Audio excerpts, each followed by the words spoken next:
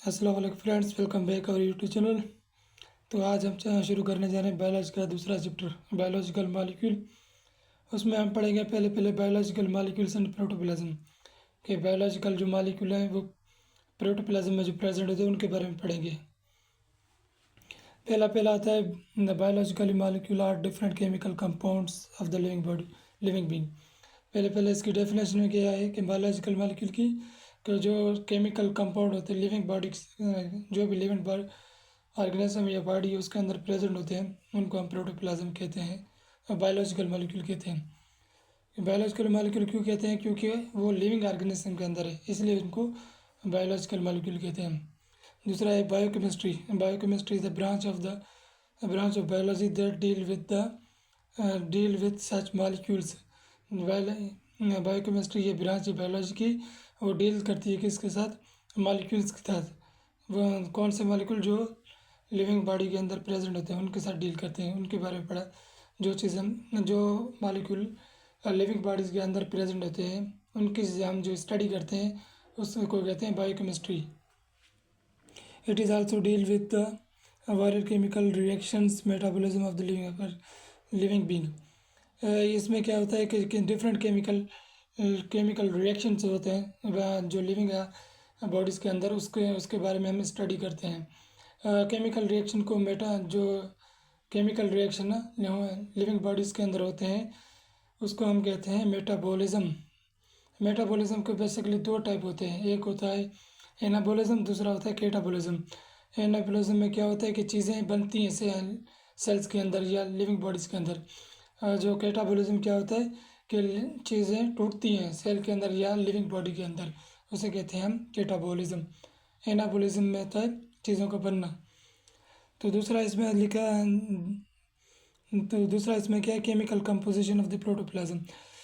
Protoplasm में chemical composition approximately 25% elements out of the 92 natural occurring element on the earth are found in the living being। इसमें क्या लिखा गया है कि 25 जो एलिमेंट्स हैं वो जो है ना, जो भी लिविंग्स बॉडी हैं जैसे कि इंसान हो गए, पेड़ पौधे हो गए या बैक्टीरिया वगैरह हो गए, उनमें प्रेजेंट होते हैं 20 एलिमेंट्स। जो 92 ऑल ओवर द अर्थ में जो नेचुरली जो प्रेजेंट है एलिमेंट्स वो 92 हैं, उनमें से जो 25 है वो जो है ना लिविंग्स में पाए गए हैं। लिविंग बीइंग, जो भी लिविंग बीइंग है उनमें 25% 20 एलिमेंट्स हैं आउट ऑफ 92। बाकी जो एलिमेंट है डिफरेंट जगहों पे प्रेजेंट होते हैं, जैसे अर्थ हो गया, स्पेस हो गई, जैसे जैसे डिफरेंट ओशन हो गए उधर प्रेजेंट होते हैं। बाकी जो 92 एलिमेंट है, इससे ज़्यादा भी मॉडर्न डेज में डिस्कवर किए गए हैं, पर बेसिकली हमने जो इस बुक में दिखाया गया वो 92 है। जो they are called bio elements. जो लिविंग बॉडीज़ के अंदर जो प्रेजेंट होते हैं एलिमेंट्स, जो 25% है, 20 एलिमेंट्स हैं, 25 एलिमेंट्स जो लिविंग बीइंग में प्रेजेंट है उन्हें हम कहते हैं बायो एलिमेंट्स। बायो का मतलब होता है लिविंग, एलिमेंट्स का मतलब तो आपको जानते एलिमेंट होता है। जैसे कि इधर बायो का मतलब होता है लिविंग, केमिस्ट्री का मतलब होता है केमिकल। लिविंग के अंदर जो केमिकल प्रेजेंट है तो उसमें पढ़ते हैं बायो केमिस्ट्री में। तो इधर जो बायो का मतलब होता है लिविंग और एलिमेंट्स का मतलब होता है element. Human body is compose of 6 of these bio element. जो 25 एलिमेंट्स है, जो एलिमेंट्स हैं जो लिविंग बींग्स में पाए जाते हैं एलिमेंट्स, उनमें से जो 16 जो 16 एलिमेंट्स हैं वो किस में पाए जाते हैं? प्रेजेंट होते हैं ह्यूमन बॉडी में। ये जो 25 में से जो 16 एलिमेंट है वो ह्यूमन बीइंग मतलब कि इंसानों के अंदर प्रेजेंट होते हैं, इंसानों के जिसम सेल्स के अंदर, बॉडीज़ के अंदर प्रेजेंट होते हैं इसमें। बाकी जो 16 में से जो बचते हैं, 25 में से 16 तो ह्यूमन बीइंग भी है प्रेजेंट है। बाकी जो बचते हैं वो डिफरेंट ऑर्गेनिज्म लिविंग बॉडीज़ के प्रेजेंट होते हैं। ये प्लांट्स में भी हो सकते हैं, बैक्टीरिया में भी हो सकते हैं। These elements can be classified on the basis of their proposition in organism. The six components bioelements they constitute as 90% protoplasm of called major bio element.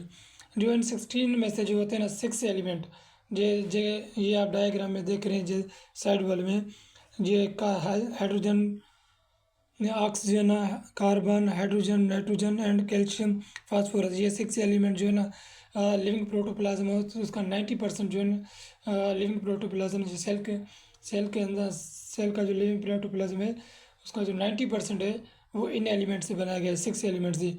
इनको हम कहते हैं मेजर एलिमेंट। और दूसरा इनको जो 16 एलिमेंट है उनमें से 6 तो आ गए मेजर कैटेगरी में, वो 99% ऑफ द प्रोटोप्लाज्म कंस्टिट्यूट करते हैं। बाकी आते हैं मैनर दूसरा। Minor element bio elements are those that are founded less than 1%, where those that are founded as less than 0.01% of the protoplasm is called trace element. बाकी जो minor elements होते हैं, माइनर बायो एलिमेंट्स होते हैं, वो 1% से कम का जो है ना प्रोटोप्लाज्म 1% से कम प्रोटोप्लाज्म में प्रेजेंट होते हैं। ये माइनर एलिमेंट्स आप डायग्राम में देख सकते हैं, जैसे कि पोटेशियम कितना प्रेजेंट होता है 0.35 एंड सल्फर प्रेजेंट होता है 0.25%, क्लोरीन प्रेजेंट होता है 0.15%, सोडियम प्रेजेंट होता है 0.15% और मैग्नीशियम होता है 0.05%। ये माइनर एलिमेंट्स हैं जो प्रोटोप्लाज्म में कितने परसेंट प्रेजेंट होते हैं, लेस देन 1%। जो अभी जो तीसरा टाइप है इसका बायो एलिमेंट्स का, जो जिसको कैटेगराइज किया जाता है, पहला हो गया मेजर, दूसरा हो गया माइनर, तीसरा हो गया ट्रेस एलिमेंट। ट्रेस एलिमेंट कौन से होते हैं? ट्रेस एलिमेंट है ये आयरन हो गया, कॉपर हो गया, मैग्नीशियम हो गया, जिंक हो गया, ये जो हो गया ट्रेस एलिमेंट इनको कहते हैं।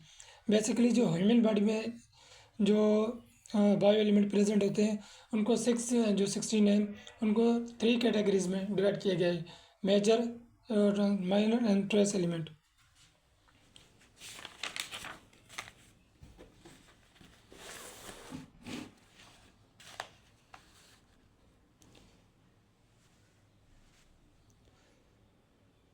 Some trace elements such as iron are needed by the all form of the life। कुछ इनमें से जो कुछ ट्रेस एलिमेंट्स होते हैं वो में क्या होते हैं, नहीं उनकी बहुत ज़्यादा नीड होती है बॉडी में। जैसे कि आयरन बॉडी के लिए मस्ट ज़रूरी होता है, किसी भी लिविंग बॉडी के लिए या फिर किसी प्रोटोप्लाज्म के लिए आयरन इनमें से मस्ट होता है। और इसका मतलब, इसका कहने का मकसद ये है कि जो ट्रेस एलिमेंट होते हैं वो नेसेसरी होते हैं बॉडी के लिए। दवा अब this bio element are combined with each other and can form 1000 of different biological molecule which may be inorganic such like water and minerals and organic carbohydrate, lipid, protein and nucleic acid. जो bio elements होते हैं, जैसे 6 जो मैंने आपको 16 जो bio elements बताए, जो कि मेजर, माइनर और ट्रेस एलिमेंट, ये फर्दर आपको एक दूसरे के साथ कंबाइन होकर क्या बनाते हैं, 1000 of different bio element bio molecules बना देते हैं। ये बायो एलिमेंट मिलकर डिफरेंट बायो मॉलिक्यूल्स बना देते हैं, 1000 ऑफ डिफरेंट बायो मॉलिक्यूल बनाते हैं। उनमें से कुछ ऑर्गेनिक होते हैं, कुछ इनऑर्गेनिक होते हैं। जो इनऑर्गेनिक होते हैं जैसे कि वो पानी और दूसरे मिनरल्स वगैरह हो गए, और जो ऑर्गेनिक होते हैं वो carbohydrate, lipid, protein and nucleic acid, ये ऑर्गेनिक ये बायोमॉलिक्यूल है। The prop the prop the prop the proportion of these biomolecules are given table. ये प्रोपोर्शन दिया गया है इसका बायोमॉलिक्यूल का, कि बैक्टीरियल सेल में कितने होते हैं और मैमेलियन सेल में कितने प्रेजेंट होते हैं। जैसे कि वाटर इनऑर्गेनिक मॉलिक्यूल है, ये कितना प्रेजेंट होता है, 70% होता है बैक्टीरियल सेल में और 70% होता है किसमें, मैमेलियन सेल में। इनमें के वाटर दोनों में सिमिलर क्वांटिटी में प्रेजेंट होता है। प्रोटीन होता है बैक्टीरियल सेल में 15% और यानी मैमेलियन सेल में 18%, और कार्बोहाइड्रेट प्रेजेंट होता है 3% और बैक्टीरियल सेल में, और मैमेलियन सेल में प्रेजेंट होता है 4%। लिपिड प्रेजेंट होता है 2% और जो 3% प्रेजेंट होता है मैमेलियन सेल में। डीएनए प्रेजेंट होता है बैक्टीरियल सेल में 1% और मेमेलियन सेल में प्रेजेंट है 0.25%। आरएनए प्रेजेंट होता है बैक्टीरियल सेल में 6% और मेमेलियन सेल में प्रेजेंट होता है 1.1%। और other organic molecules enzyme hormones metabolite वगैरह ये जो है ना बैक्टीरियल सेल में 2% प्रेजेंट होते हैं और मेमेलियन सेल में भी 2% प्रेजेंट होते हैं। और इनऑर्गेनिक आयंस जैसे कि सोडियम पोटेशियम कैल्शियम मैग्नीशियम वगैरह ये जो बैक्टीरियल सेल में इसमें 1% और मेमेलियन सेल में भी 1%। इनमें जो दिखाया गया क्वांटिटी बेसिकली जो बैक्टीरियल सेल में होते हैं उसमें जो वाटर की क्वांटिटी है इन दोनों में सेम है। इन ऑर्गेनिक मॉलिक्यूल की क्वांटिटी भी सेम है और इनऑर्गेनिक मॉलिक्यूल्स की आयंस की भी क्वांटिटी सेम है। इनमें डिफरेंस आता है सिर्फ कार्बोहाइड्रेट लिपिड डीएनए आरएनए इनमें डिफरेंट क्वांटिटीज़ में प्रेजेंट होते हैं। The four fundamental kinds of the biological molecules are carbohydrate, protein, lipid, and nucleic acid। जो four fundamental kinds of biological molecule होते हैं वो carbohydrate protein lipids and nucleic acid होते हैं। Carbohydrate are present in the cytoplasm of the cell and provide the fuel for the metabolic activity of the cell. Carbohydrate कहाँ पर present होता है? Cytoplasm में सेल्स के, और ये क्या प्रोवाइड एज अ फ्यूल के तौर पे काम करता है सेल्स के अंदर। ये मेटाबॉलिज्म की एक्टिविटीज़ को फ्यूल प्रोवाइड करता है, फ्यूल प्रोवाइड करता है। Protein are present in the membrane. Protein कहाँ पर प्रेजेंट होते हैं? मेम्ब्रेन्स पे। दूसरा ये राइबोसोम्स प्रोटीन बनाता कौन है? राइबोसोम्स बनाते हैं प्रोटीन्स। साइटोस्केलेटन एंजाइम्स और द सेल्स। प्रोटीन कहाँ प्रेजेंट होता है? मेम्ब्रेन्स में प्रेजेंट होता है, राइबोसोम्स में प्रेजेंट होता है और दूसरा साइटोस्केलेटन में प्रेजेंट होता है, एंजाइम में प्रेजेंट होता है प्रोटीन।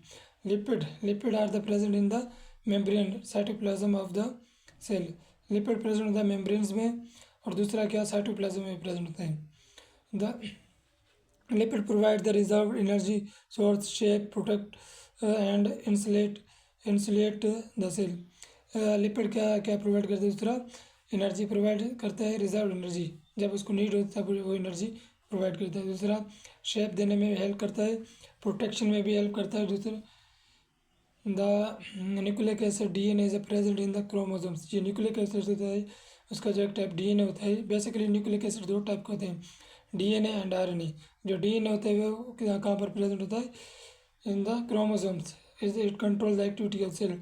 ये सेल्स की एक्टिविटीज़ को कंट्रोल करता है। न्यूक्लिक एसिड आरएनए जो होता है प्रेजेंट होता है कहाँ पर?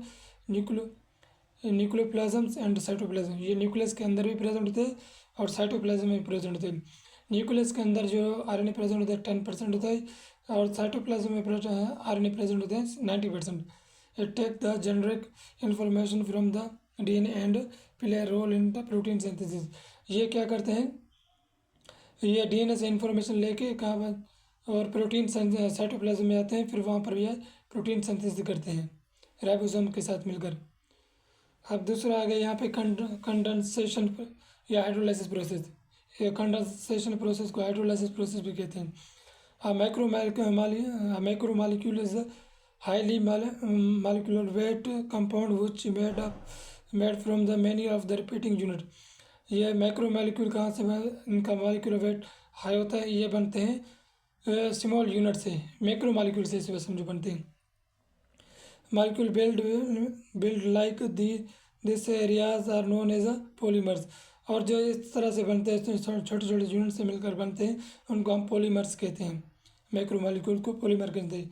जब छोटे छोटे यूनिट्स आकर कंबाइन होकर एक मैक्रो मॉलिक्यूल बनाते हैं तब उसे पॉलीमर कहते हैं। The individual unit of polymer is called. जो पॉलीमर बनाने के लिए जो यूनिट्स काम होते हैं उन्हें कहते हैं macro molecule. Which are also known as a monomers. उनमें मैक्रो मॉलिक्यूल को मोनोमर्स भी कहते हैं। The into conversation of these molecule are carried out by the condensation and hydrolysation. जो इनको बनाने के लिए जो प्रोसेस काम होता है उसे कहते हैं कंडेंसेशन प्रोसेस। जो मैक्रो मॉलिक्यूल्स या पॉलीमर्स को बनाने के लिए जो प्रोसेस काम होता है उसे कहते हैं condensation process. During the condensation when the two monomers join the hydroxyl two monomers. Condensation process में क्या होता है, टू मोनोमर्स ज्वाइन होते हैं। The hydroxyl group is remove from the one monomers and hydrogen group is remove from the other monomers, make the water as a result of the bond is synthesized between the monomers। इसमें क्या होता है, condensation process में एक OH hydroxyl group remove होता है और दूसरा कौन सा रिमूव होता है, हाइड्रोजन, दो मोनोमर्स से। तो मोनोमर्स आपस में कंबाइन हो जाते हैं, वो पॉलीमर्स बना देते हैं। और दूसरा क्या बनता है, जो OH और H में जो आयंस रिलीज हुए हैं वो आपस में कंबाइन होकर क्या बनाते हैं, वाटर, पानी बनाते हैं। Product of such the reaction is called, इस रिएक्शन के प्रोडक्ट को कहते हैं हम डाइमर। जब कंडेंसेशन होती है किसके बीच, दो मोनोमर्स के बीच, उनमें जो मॉलिक्यूल बनता है वो डाइमर होता है। If the same reaction is repeated several times the result of molecule will be polymer. जब ऐसे रिजल्ट मैंने मतलब कि ऐसे समझे कि जब दो मोनोमर्स आपस में मिलते हैं डाइमर बनते हैं, फिर डाइमर में से मिलकर दूसरे एक मोनोमर से रिएक्शन करेगा, फिर वह तीन मॉलिक्यूल मिलकर एक मॉलिक्यूल बना दे, फिर ऐसे रिपीट होता होता प्रोसेस, फिर पॉलीमर बन जाते हैं। Condensation is also called dehydration synthesis.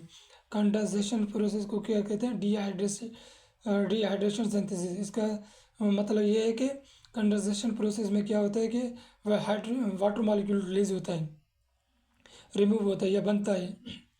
Bond made synthesis. Reconciliation does not take place unless the proper enzyme in the present and the monomers are inactive in energy rich form। Condensation process के लिए क्या होता है कि proper enzyme के बगैर भी ये रिएक्शन कर सकते हैं, या प्रॉपर एंजाइम की नीड भी होती है, हो या ना हो, कंडेंसेशन प्रोसेस को इससे फ़र्क नहीं पड़ता। Hydrolysis is assisted by the reverse to hydrolysis is assisted to reverse the condensation. वो हाइड्रोलाइसिस में क्या होता है कि जो मैक्रो मॉलिक्यूल होते हैं, बड़े मॉलिक्यूल होते हैं, वो क्या होते हैं, डिकम्पोज हो जाते हैं किसमें, मोनोमर्स में, जिसको पॉलीमर डिकम्पोज हो जाए मोनोमर में, इसे कहते हैं हाइड्रोलाइसिस। कंडेंसेशन में मोनोमर्स कंबाइन होकर क्या बनाते हैं,